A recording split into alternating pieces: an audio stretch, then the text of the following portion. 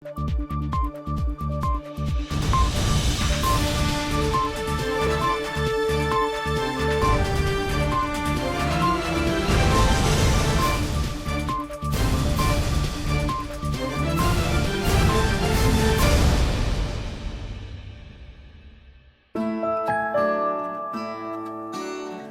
negara-negara tropis lainnya, Indonesia merupakan surga bagi berkembangnya nyamuk Aedes aegypti yang menjadi faktor bagi penyebab demam berdarah denggi atau yang biasa disebut DBD. Karenanya, tidaklah mengherankan jika setiap tahun negara kita selalu dikejutkan dengan merebaknya penyakit DBD dengan jumlah kasus yang cukup banyak.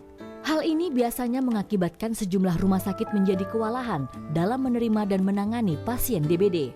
Bahkan untuk mengatasinya, seringkali pihak rumah sakit menambah tempat tidur di lorong-lorong rumah sakit serta merekrut tenaga medis dan paramedis. Merebaknya kembali kasus DBD tahun ini menimbulkan reaksi dari berbagai kalangan.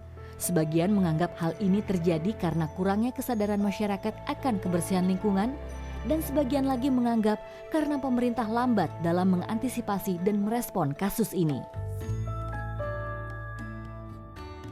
Memang kita ini mempunyai suatu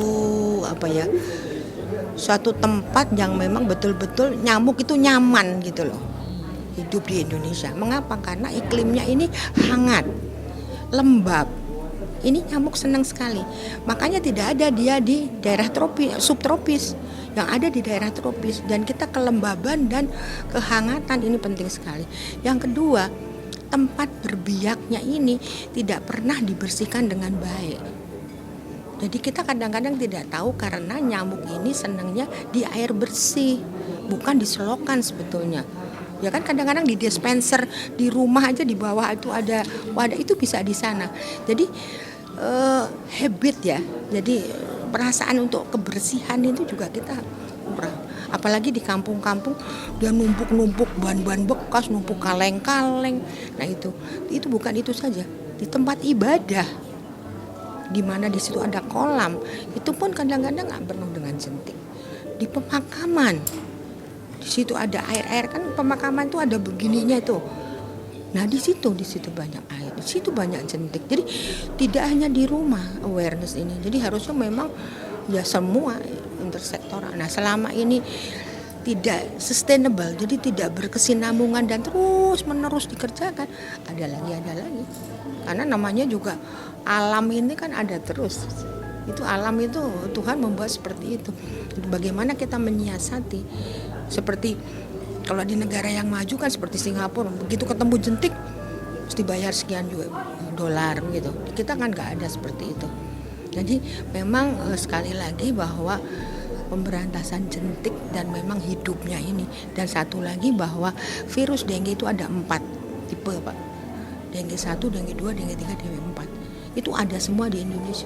Dia bersama-sama bersirkulasi walaupun beda-beda. Misalnya katakan di Manado mungkin hanya dengue 1, dengue 2. Jakarta dengue 1, 2, 3, 4. Tetapi mereka bisa bergantian itu nanti. Jadi itu semua menyebabkan daerah tropis ini sulit sekali diberantas. Bukan hanya Indonesia sebetulnya.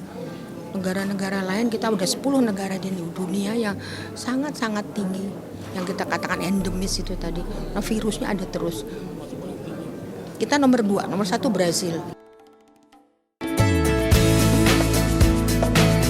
Bahwa masalahnya ini masalah lingkungan dan masalah jentik, dan tidak sulit saya di Kemenkes, di pakar, mau di profesor ataupun di IDAI.